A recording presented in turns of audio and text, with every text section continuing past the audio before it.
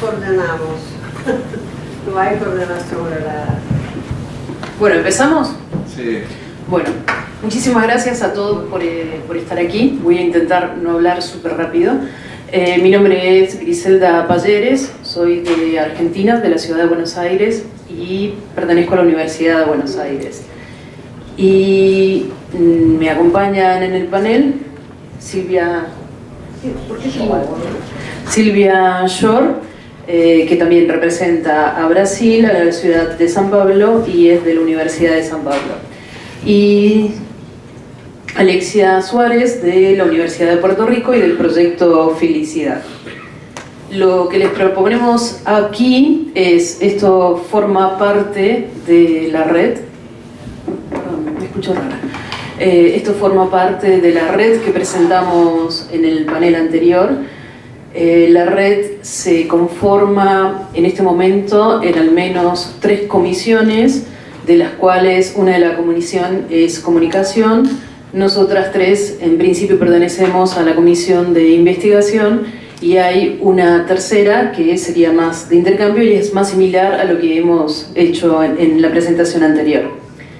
Nosotros, como que pertenecemos a la comisión de investigación, nos hemos propuesto en principio analizar 3 cuestiones que consideramos que son fundamentales para poder abarcar la situación de calle o el problema de las personas sin hogar en todo lo que es en la región. En este caso es América Latina y el Caribe. Entonces nosotras proponemos analizar o empezar con 3 preguntas que para muchos de nosotros que llevamos tiempo trabajando es algo que ya lo sabemos, que parece como que es obvio, pero hay un montón de países o de ciudades dentro de la región que realmente no tienen ningún tipo de desarrollo. Y de pronto pensar en esto de quiénes son, cuántos son, y a su vez qué es lo que podemos hacer o qué tipo de políticas podemos implementar, no es tan intuitivo, sino que es necesario centrarnos en cada una de esas preguntas. Para lo que sería esta presentación vamos a centrarnos principalmente en la primera pregunta, en quiénes son aquellos que se encuentran viviendo en la calle, aquellas personas sin hogar o aquellas personas en situación de calle. Yo lo tengo. Bien, entonces eso es lo que les venía diciendo. Vamos a lo largo de la presentación a hablar de las 3 preguntas, centrándonos principalmente en el quiénes. Teniendo en cuenta que nosotras 3 somos representantes de 3 países, en principio vamos a empezar con nuestra experiencia, pero la intención a lo largo de la red es ir sumando cada una de las experiencias y el conocimiento que se tiene en cada uno de los países.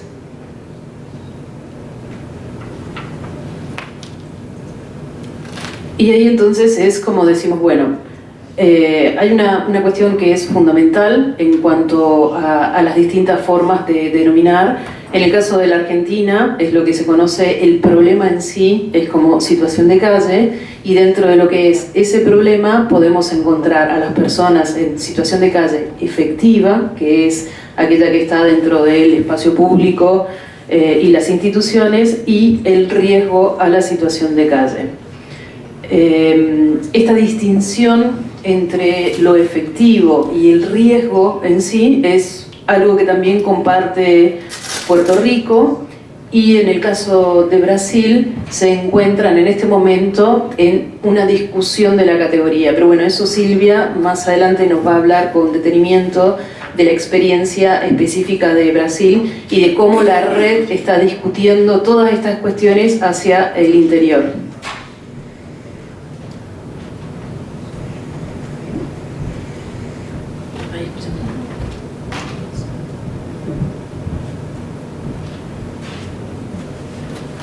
Bueno, esto es una de las 3 dimensiones o los 3 dominios que son presentados inicialmente en el marco del FEANZA. Yo creo que de esto no nos vamos a detener mucho, salvo que bueno, se trata de 3 dominios, lo que es el dominio físico, el dominio legal y el social. que marca la distinción entre las diferencias entre lo que es la situación de calle, en el caso de la Argentina, o el sin hogar efectivo y lo que hace al déficit habitacional. Creo que este marco lo conocemos todos, entonces preferimos seguir avanzando por una cuestión de tiempo. No vamos a entrar en detalle, pero se basa de los etos de la Unión Europea. Esta es la propuesta del IGH, el cual el marco se presentó en el 2015. Lo que encontramos es que cada país coincidía en la parte de literalmente sin hogar o literalmente calle. Aquí teníamos las mismas situaciones. La única diferencia es que Puerto Rico lo dividía en albergado y no albergado, mientras que Argentina y el Brasil lo tienen en una sola junta.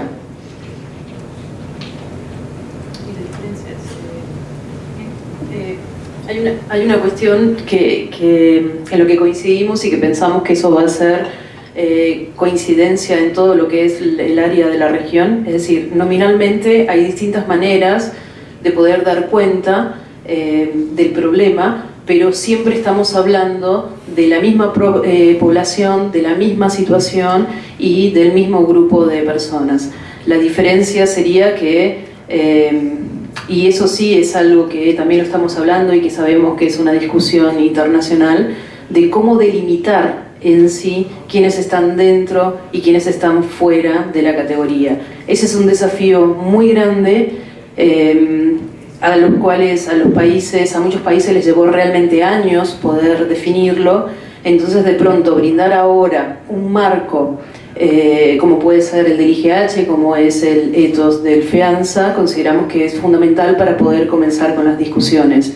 Entonces, si ven en la presentación, es como que salen las distintas formas de poder denominar de cada país, si es una ranchada, si es un parador, si es un centro de acogida, si es un centro de evacuado. Es decir, cada lugar puede tener su forma distinta de denominar, pero estamos hablando de los mismos problemas.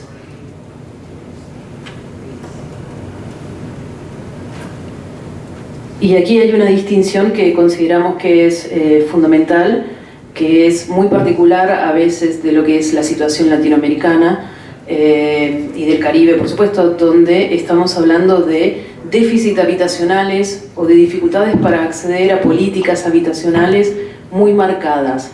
Entonces, de pronto para nosotros hacer esta distinción entre lo que es lo literal o lo efectivo de estar en calle y el riesgo, consideramos que es fundamental. Es como esa ampliación de una categoría restringida, pero que si nosotros no lo tenemos en cuenta, realmente día a día se va engrosando la cantidad de gente que termina viviendo en la calle. ¿Por qué dos países? Argentina ya lo tiene definido, al igual que Puerto Rico, es decir, existe efectivamente la categoría, existen marcos legales que terminan definiendo la categoría, y en el caso de Brasil, como decíamos hace un ratito, se encuentra en el proceso de discusión de esa categoría. Pero si ustedes observan en la lámina, hay centros de acogida especial y lo que serían las favelas para la última categoría están en rojo, porque Brasil ya tiene definido que, por ejemplo, en el caso de la favela no va a entrar dentro de lo que sería la categoría de riesgo de la situación de calle, que es muy similar en los tres países, porque en el caso de la Argentina son las villas de emergencia, lo que se conoce como villas de emergencia. Los motivos por los cuales no ingresan es porque si se toma en cuenta, aparte de que por ejemplo en el caso de la Argentina tienen legislación específica, es tanta la población que si entraran dentro de lo que es esa categoría siempre se terminaría no atendiendo a la gente en situación de calle en sí. Es decir, como que terminan copando los servicios.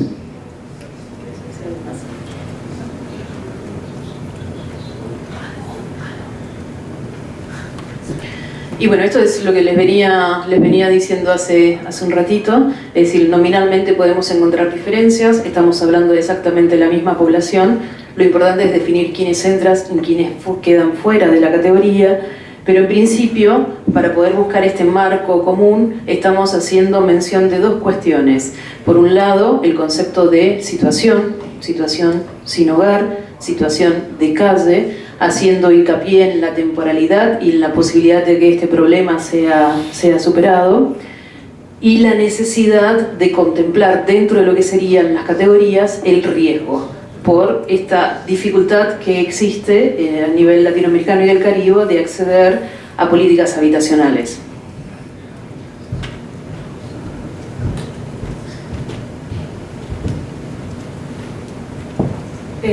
En cuanto a cuántos somos, a través de los distintos países se usa la metodología del point in time, y hemos tomado el marco global y lo hemos aplicado a nuestros específicos países para la capacidad de compartir información, metodologías y soluciones a la situación sin hogar.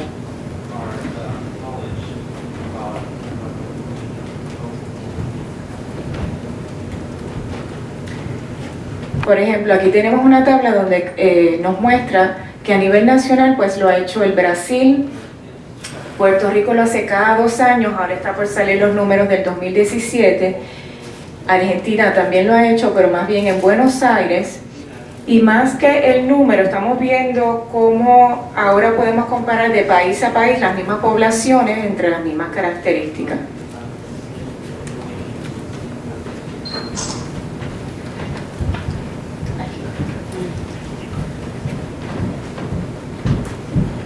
Y bueno, esto es algo que también lo veníamos diciendo, ¿cuál es la relación que existe en este de quiénes y cuántos? Para nosotros el desafío mayor dentro de lo que es la región es la prevención. Y la prevención para nosotros se encuentra en poder reconocer el riesgo a la situación de calle o el riesgo a estar sin hogar. Ahí es decir, estas tablas son datos de la Argentina, pero en realidad no importa ya el dato en sí, sino que lo que nos interesa es marcar esa diferencia en cantidad de la magnitud que hay entre los que estarían alojados, los que están efectivamente en la calle y cuando vemos la existencia del riesgo. Y pensar que gran parte de lo que sería esa columna, si no hay algo de prevención, algo que permita paliar mínimamente la situación, todo lo que es emergencia habitacional puede terminar estando en cualquiera de las otras dos categorías.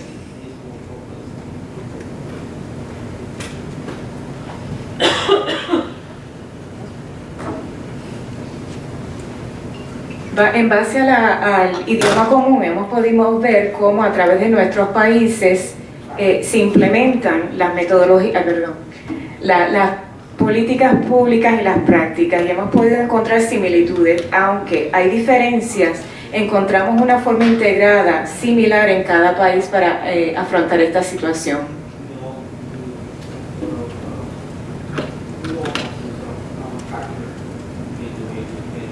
Cada país, todos compartimos algunas cosas, por ejemplo, la parte de abordar la población. Todos tenemos empezamos por albergues de emergencia, viviendas transitorias y vivienda permanente. Cada país tiene una situación distinta.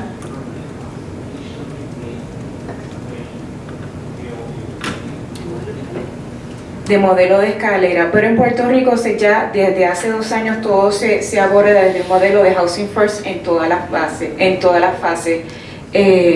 No hay barreras en la parte práctica.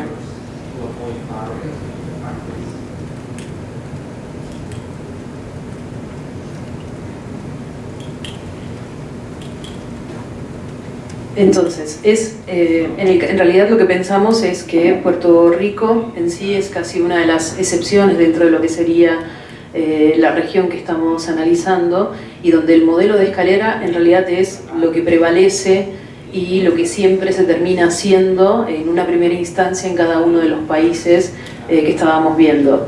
Y esto más que, si entramos en lo que serían los debates internacionales entre los modelos de escaleras y la posibilidad de implementar programas como Housing First, es más que una afirmación, esto también es parte de lo que sería una hipótesis de trabajo, de decir, bueno, En realidad, si estamos intentando reconocer la existencia del riesgo, la importancia de reconocer la existencia del riesgo es porque no tenemos en realidad políticas habitacionales. Y normalmente, o políticas habitacionales aplicadas a la gente que vive en situación de calle. Cuando hablamos de situación de calle, por lo general no hablamos de políticas habitacionales. Y cuando hablamos de políticas habitacionales, por lo general no hablamos de situación de calle. Consideramos que poder saltar de un modelo de escalera o un modelo de transición a modelos como Housing First se requiere de la articulación, una articulación muy fuerte entre la política habitacional y la política de asistencia. Entonces, esto que estamos poniendo aquí es casi como una hipótesis, pero es una hipótesis de trabajo donde ya casi, al menos en el caso de Argentina, y en el caso de Brasil, es así. Es muy difícil pensar en poder aplicar un modelo de Housing First, dadas las condiciones habitacionales en términos generales y casi en términos poblacionales.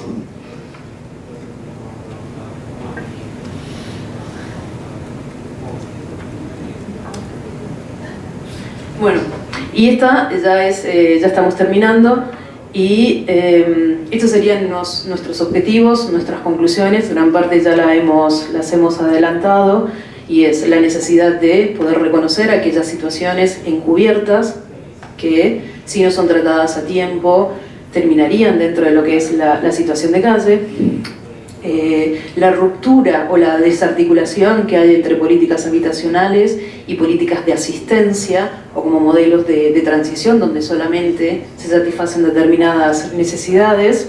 La necesidad de trabajar articuladamente cada uno de los países para poder conformar y establecer lo que es la red. Y en el caso de nuestra área en particular, poder empezar a delimitar y definir, es decir, buscar estas diferencias y estas similitudes, continuidades y rupturas entre quiénes, cuántos y qué hacer frente a la situación de calle o a la situación sin hogar. Eso es todo. Muchas gracias.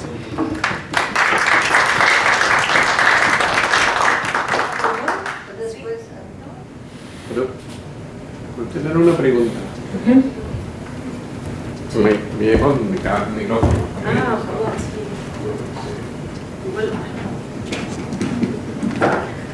sí. Habéis dicho que ya es casi comparable, son comparables los números que entre las tres, entre Argentina y Brasil y Puerto Rico, pero lo tenéis en una cuota, ¿cómo se dice? Una cuota de la población. Los números varían, pero cogimos los números varían. Obviamente Puerto Rico es enano, Brasil es un mundo y Argentina es mediano, pero se cogimos toda la data existente de todos los censos, los de cada país, y la dividimos en las categorías, y ahí nos cambió un poquito los números, lo que presenta el gobierno, que cuando se aplica el marco global. Pero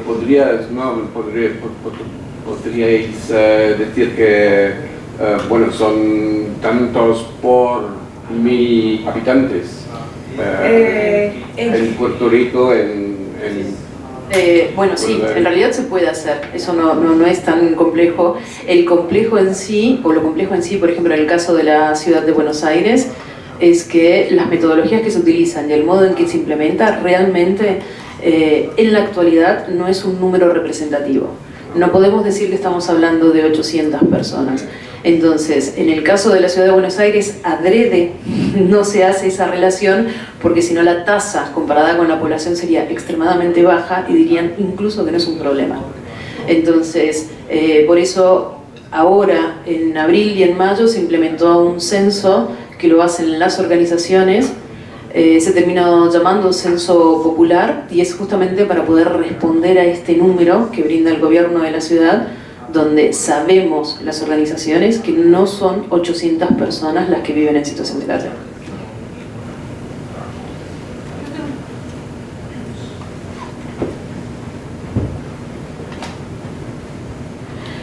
Dos en realidad, porque ahora vos decías, Silvia, que hicieron un censo en abril y mayo, y no me di cuenta si ese censo estaba tenido en cuenta, no está tenido en cuenta aquí. Pero es como un retrato en tiempo, uno no puede asegurar que se contó todo el mundo. ¿Y Son cuál point in es la time metodología? La metodología que se hizo fue point in time en todos los países, que es que se empieza por la noche hasta el otro día. Sí. Bien. No, el que sale en Buenos Aires, que es 1066 del 2017, ese es el número oficial. De hecho, saltan de 800 a 1066 porque hay una demanda. Es decir, las organizaciones terminaron demandando al Estado porque les decían que ese no podía ser el número. Entonces, en teoría, lo hicieron más, este conteo más a conciencia, y por eso están diciendo que hay 1066 personas, pero calculamos que en realidad hay arriba de 3.000, 4.000 aproximadamente. Bien, la otra pregunta tiene que ver con si entendí bien la discusión que ustedes plantean sobre los modelos de escalera y de Housing First. Ustedes dicen, si entendí bien, a ver, con esta cantidad de problemas sociohabitacionales o, no me acuerdo el término que estaba puesto allí, pero de déficit sociohabitacional, no es posible cambiar el modelo de atención porque en una lectura de exclusión sociohabitacional, los potenciales demandantes de una solución de Housing First serían muchos y no está conectada una política con la otra. No. No. Es decir, sí y no. En realidad, la hipótesis más fuerte es que no se considera que la situación de calle sea un problema que deba acceder a una vivienda. Está más basada en prejuicios, en formas de concebirlo, como sea. Pero los gobiernos en sí no piensan que las personas en situación de calle tienen el derecho de acceder a una vivienda. A partir de ahí no se piensa en eso, no se piensa una política, una manera de acceder a la vivienda. Entonces ahí es donde se produce ese quiebre entre la vida en las calles y se les termina dando solamente asistencia en un circuito que es muchísimo más caro, que es mucho más difícil de poder salir, que tiene la puerta giratoria donde todo el tiempo fracasan y vuelven, pero jamás piensan en la posibilidad de que ellos puedan acceder a un alquiler social o alguna forma de vivienda, principalmente porque el déficit habitacional no es solo para quienes viven en la calle, sino que hay un montón de gente que no puede acceder a su vivienda. Ahí va, lo último, entonces quería compartir que en la discusión... En el caso de Puerto Rico no es así. En el caso de Puerto Rico la política pública sí dice que tú vienes de la calle independientemente de... En Puerto Rico hay una ley que pone la drogadicción y la salud mental como discapacidad. O sea que no se te puede excluir. Tú sí puedes venir de la calle a casa o de la calle a tratamiento y después a hogar. No hay, independientemente de cómo tú entras al sistema, tú sí puedes ir calle vivienda. Y se usa una pirámide de vulnerabilidad para acceso a la casa. Bien, entonces solamente compartir un poco que en la discusión también sobre la protección social y el capítulo, en todo caso vivienda, y lo que nosotros queremos colocar como un subcapítulo, que es la situación de calle como expresión de la exclusión sociohabitacional, sí existe entre los actores encomendados a proteger estos derechos la postura de plantear, bueno, está bien, es necesario atender este problema, pero efectivamente atender este problema compite, incluso en términos presupuestales, con atender todo este gran problema que no está en la intemperie, que además en particular en el Uruguay tiene el tema de que los niños no están en situación de intemperie, ahora, hace unos años sí, pero ahora no están en situación de intemperie. Eso no quiere decir que no vivan en hábitats degradados y que tengan dificultades algunos niños de algunas familias. Entonces, en realidad eso debilita la agenda, de algún modo, entre comillas, debilita la agenda de calle, porque si tú me estás pidiendo vivienda para estas personas que están en situación de calle, mira para este lado y yo tengo todas estas familias a las cuales necesito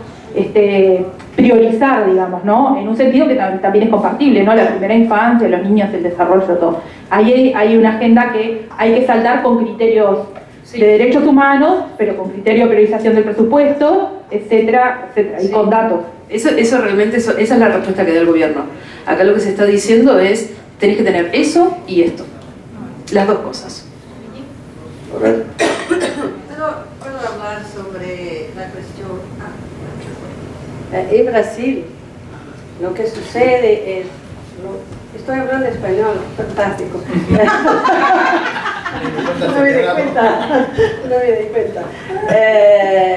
Lo que Griselda decía, claramente, nosotros en Brasil tenemos un déficit habitacional fantástico. Son 1.200.000 viviendas para Brasil. Entonces, lo que sucede, lo que pasa ahora es que hay movimientos sociales muy fuertes a demandar techo. Y estos movimientos sociales hacen una presión muy fuerte. Y las personas de la calle no tienen cómo vocalizar sus demandas como las personas, las familias sin techo. Ahora ha empezado en Brasil a constituirse el movimiento de personas de calle nacional, pero muy incipiente, vamos a decir. Entonces, hay de todo esto. ¿Cómo sucedió en Portugal? Creo que Isabel en Portugal me ha dicho que Housing First en Portugal fue una cosa muy difícil, porque usted tiene la presión de la sociedad, del presupuesto, pero en Brasil de los movimientos sociales. Más una cosa. Y ahora tú, Pepe. ¿Cómo? Ah, Sí. Te quedan 10 minutos. El moderador. Lo siento, pero...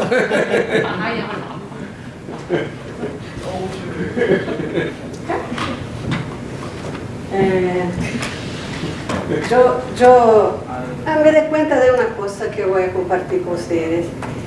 Hoy me di cuenta que yo soy la única brasileña acá, la única que su lengua materna es portugués. Mira que el conteo es importante, ¿ah? Se lo he contado. Entonces, no hay traducción de mi lengua para ustedes. Yo tengo que hablar o español o inglés. Como estoy hablando de América Latina, me siento obligada a hablar español. Eso. Perdón. A ver lo que pasa. Pero yo he escrito en inglés. Pero, a ver lo que puedo hacer.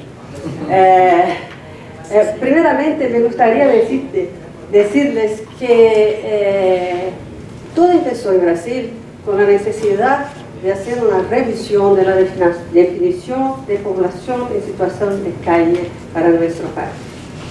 ¿Por qué?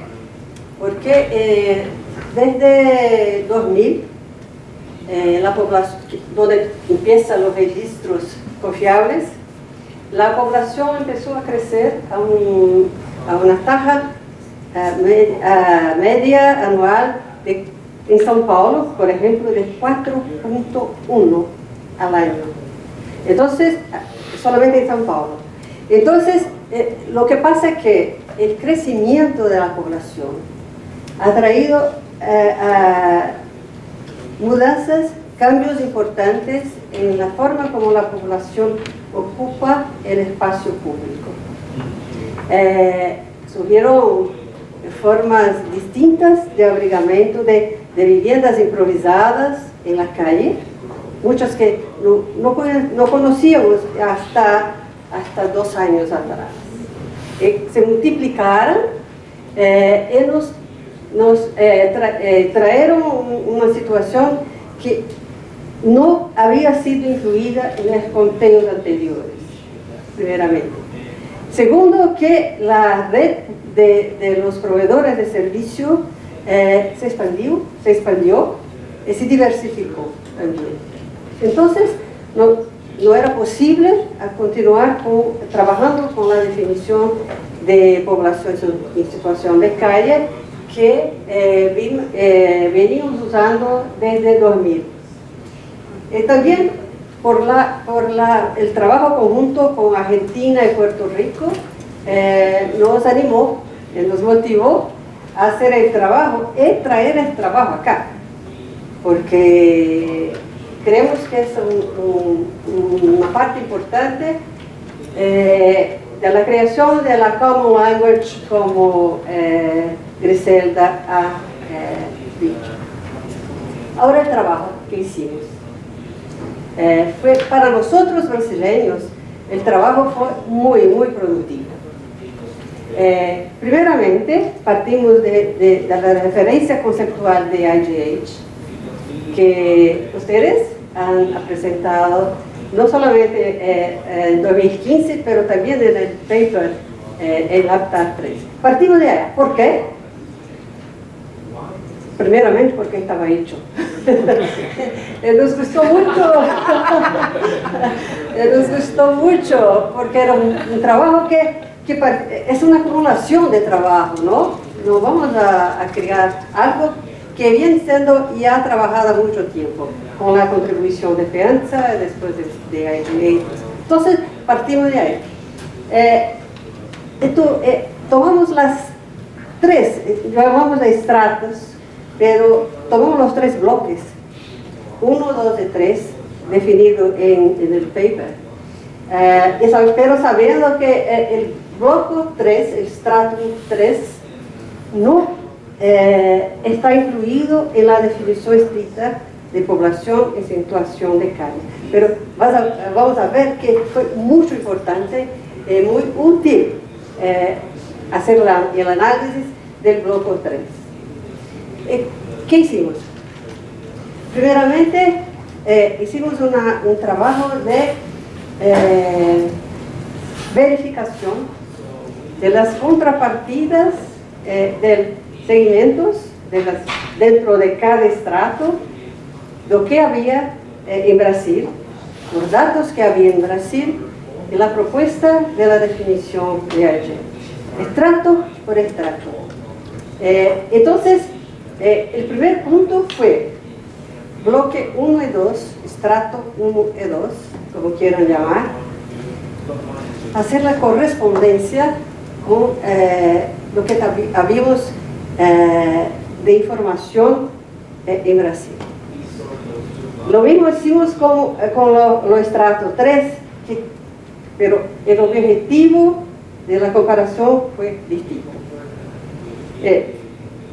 Vamos a ver, como Griselda ha comentado, que el examen del bloque 3 o del estrato 3 fue muchísimo útil para poder identificar, empezar un trabajo de identificación de los grupos de riesgo en Brasil.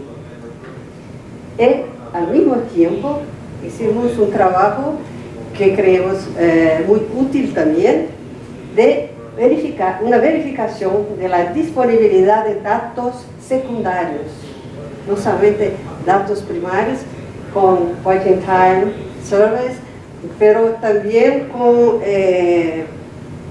la disponibilidad de datos secundarios. Ahora mira, esta era la definición brasileña. Si miramos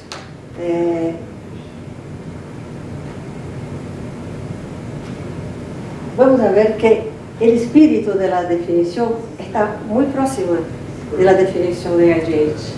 El espíritu. De la forma, esta era la definición que los conteos de todos tenían como referencia para hacer el levantamiento. Mira, no está agregada, no tiene segmentos, no tiene estratos. Era una definición entera. Esta era la referencia utilizada para el conteo. Vamos a ver las consecuencias, ¿no? Cuando nos demos cuenta, tenemos que modificar, porque esto hemos incurrido en errores, no vimos ciertas necesidades, porque muy simplemente no estábamos con la definición, que el espíritu es la misma, la presentación de la forma de transformar esta definición, este concepto general, en una definición operacional, no estaba bien hecho. Mira, ahora, esto fue el trabajo del primer bloque. Acá, hicimos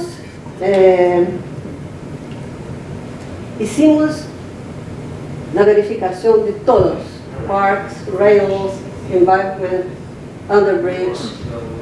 Encontramos en Brasil algunas cositas distintas que no han sido mencionadas. Ah, claro, claro. Está acá.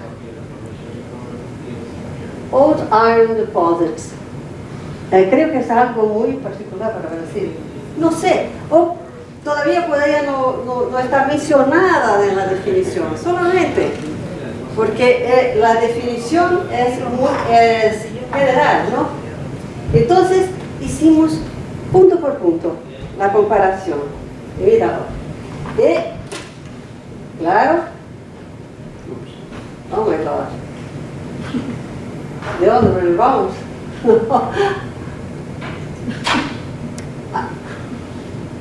Mira, hicimos la comparación extracta por seguimiento por seguimiento.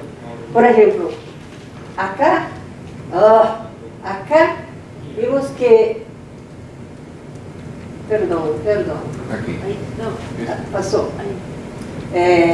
Acá vimos que, por ejemplo, acá no existe en Brasil esto. Mira. Pero vimos también que acá no habíamos incluido los migrantes en el conteo. Pero antes de esto, acá. Ay, yo voy a desistir, perdón. Acá. Mira, hicimos la comparación e identificamos el número que tenemos del último conteo en la ciudad de São Paulo. Y a derecha, segunda derecha, mira la diferencia. Estos fueron incluidos. ¿Por qué? Porque no estaba visiblemente identificada esta categoría. Pero como el conteo ya tenía acontecido, fuimos a buscar datos secundarios. Encontramos. No son datos perfectos porque la fuente de los datos es muy confiable, porque del Instituto de Geografía y Estadística de Brasil, que es el instituto oficial que hace el conteo populacional oficial de Brasil. Pero vimos que, mira, no estaban acá, estaban acá. Entonces, esta fue el primero, esto, por favor, este 4.234 claramente son superestimados. Pero es una indicación de la dirección que, de un error, en verdad. Estas son nuestras conclusiones, muy rápidamente. Segmentamos la definición, fueron identificadas nuevas categorías, la población creció, nos dimos cuenta que hasta ahora no hay datos primarios y también que los datos secundarios superestiman la población y no es posible discriminar exactamente. Pero es posible hablar con IBGE, que es el instituto, y saber si hay posibilidad de, en el próximo conteo brasileño, hacer esa discriminación. Ahora el estrato 2.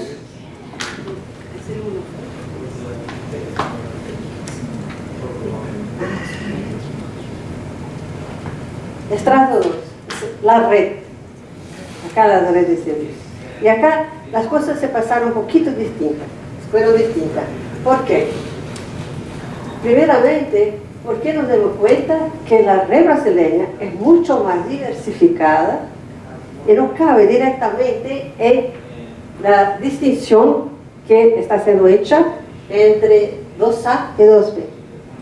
Tenemos que, si hacemos esto, lo que pasa es que perdemos información. Y este ejercicio también fue muy útil porque nos damos cuenta que hay mucho espacio para hacer mejorías, improvements de la forma como la red de provisión de servicios hace el registro, la identificación de las informaciones necesarias y la consistencia de las informaciones. Hay que progredir, pero nos damos cuenta que la red es una fuente fundamental y casi mitad de la población está plenamente identificada con informaciones que vienen de la red. Entonces, estamos hablando con las secretarías encargadas de hacer los registros para que se pueda hacer un improvement en la forma de contabilizar y de registrar. Ahora, un paréntesis. Ayer no tenemos el nombre de las personas. Ayer ha ocurrido una discusión si era importante o no para nosotros. No se puede plantear la importancia o no, porque es imposible. Las personas no dicen su nombre verdadero. Entonces, para nosotros, el nombre es una cosa que ya sabemos muy bien. Ellos mienten. Por razón, porque parte de ellos son egresos del sistema carcerario y muchas otras cosas y no quieren ser identificados. Entonces, estamos haciendo un esfuerzo para mejorar la identificación, pero sin el nombre no es posible. Y acá, mira, acá en la red, mira que la diferencia fue muy chica, muy chica. Mira, muy chica, de acá y acá. Pero esta es la orden de grandeza, se mantuvo, es la misma, ¿no? Ahora mira, esta es la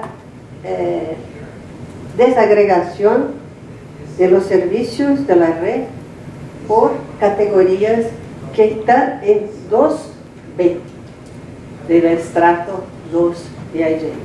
De verdad, cuando decimos que perdemos información, es porque acá es importante saber si la red hay, si tiene abrigos diferenciados. Es muy importante y muy útil saber hacer el acompañamiento del montón. Mira, los mayores están creciendo. Entonces, si tenemos esta información, vamos a mantenerla abierta. La posibilidad, familias también están creciendo en la ciudad de São Paulo.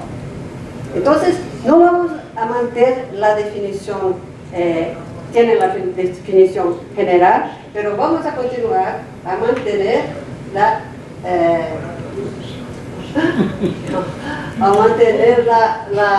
especificación de los abrigos especiales.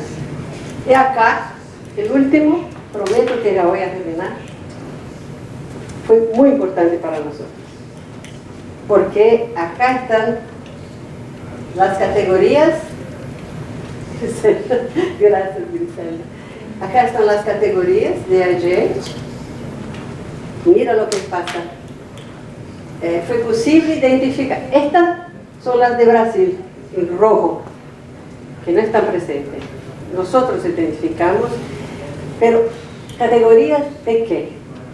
Tomamos como referencia un esfuerzo de construir una tipología brasileña de las viviendas que constituyen un continuo que van de los abrigos improvisados, makeshift, en la calle, hasta las viviendas inadecuadas. Y este continuo hay que saber dónde poner la división. ¿Por qué? La división corresponde a una parte de la derecha, que Griselda también ha mencionado, a que cuestiona de política habitacional. Entonces, no vamos a traer para la discusión de la política habitacional de la población de calle estos problemas, porque si no se trata de población de situación. En São Paulo, apenas una información, hay aproximadamente 2 millones de personas que viven en las favelas. 2 millones. población de calle en São Paulo, hoy casi 17.000 personas. 17. Estas son las... Entonces, tomamos como referencia el padrón, el padrón de subestándar de las viviendas que no tienen condiciones habitacionales, configurando las viviendas que van a ser objeto de la política habitacional, pasando por el riesgo hasta las viviendas que podemos decir que son hechas por personas en situación de calle. Estamos ahora a intentar mejorar las condiciones de datos, de obtención de los datos. Ahora bien, para terminar, estas son las conclusiones que yo he mencionado todavía, y acá, general conclusions. Mira, hay una cosa importante también que nos demos cuenta.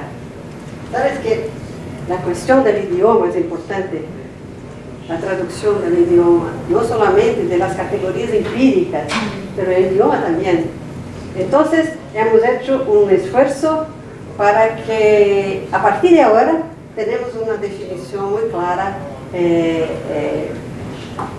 de lo que entendemos por ser en las categorías de ayer. Y mira, esto fue muy importante para nosotros porque Brasil ha constituido su red brasileña de pesquisadores sobre población de calle. Y nosotros estamos estructurados en grupos de trabajo en distintas áreas: salud, educación, viviendas, niños, metodología y todo más. Y nos dimos cuenta que era necesario tener una definición común para todo. Y fue muy interesante porque cuando empezamos a trabajar, por ejemplo, con el grupo de salud, que tiene médicos, enfermeros, trabajadores en el área de salud, percibimos que trataban la definición de forma distinta que los pesquisadores que trabajaban, por ejemplo, en el área de niños y adolescentes. Entonces, esto nos permitió ahora, a partir de ahora, constituir una base común de trabajo para la red brasileña, que nada más es que la tarea nacional, local, de que estamos haciendo en la red latinoamericana. Muchas gracias.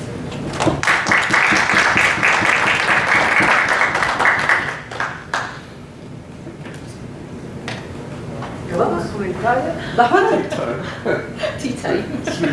¿Acabamos?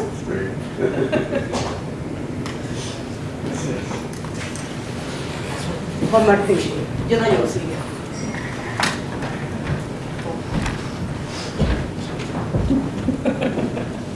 Hola, muchas gracias. Me gustaría preguntar, en el trabajo que han hecho en los 3 países, bueno, yo sé que felicito el trabajo que han hecho hasta ahora, si han tenido ocasión de, digamos, profundizar sobre elementos de demografía emergente, identidad y lo que ustedes describen ya de motivos de, vamos a llamarle de exclusión o de emergencia. A ver si lo voy a explicar. Tenemos en México, por ejemplo, una cantidad importante de población rural desplazada por el crimen organizado. Es decir, son personas que tienen problemas con la vivienda, pero no necesariamente van a quedarse a vivir en la calle. Tenemos en un extremo a población que está en calle y no quiere salir de la calle, porque se identifica y tiene motivos de exclusión importantes. Me gustaría conocer si han reflexionado sobre estos 3 elementos, demografías emergentes, identidad, y cómo digamos, en la definición de la categoría les ha problematizado. No sé si tengo muchos elementos para ustedes, pero ¿qué puedo decir? ¿Qué puedo pensar ahora? Primeramente, que la migración rural urbana en Brasil es muy pequeña. Se ha completado hace 20 años. Ahora son fluxos muy pequeños, y hasta una migración entre regiones, por ejemplo, São Paulo, el Nordeste, el Sur, Sudeste y Nordeste, también ha terminado. Ahora tenemos una estabilidad de los flujos migratorios en Brasil, generalmente. Segundo, las personas que no quieren salir de la calle. Mira, nuestra hipótesis, trabajamos con la siguiente hipótesis. Una de las variables más importantes para entender la dinámica de la población es el tiempo que se queda en la calle. Entonces, cuanto más tiempo tiene en la calle, cuanto más el proceso de socialización se hace según los padrones de la calle, pero más difícil es usted trabajar una identidad, por ejemplo. La identidad ahora es constituida y tiene como referencia la propia calle. Entonces, no sé. Democracia emergente, como en Brasil nosotros no podemos hablar de esto porque siquiera estamos en condiciones de hablar de una democracia emergente porque estamos en una crisis política terrible. Y no es una crisis de ahora, hace algún tiempo.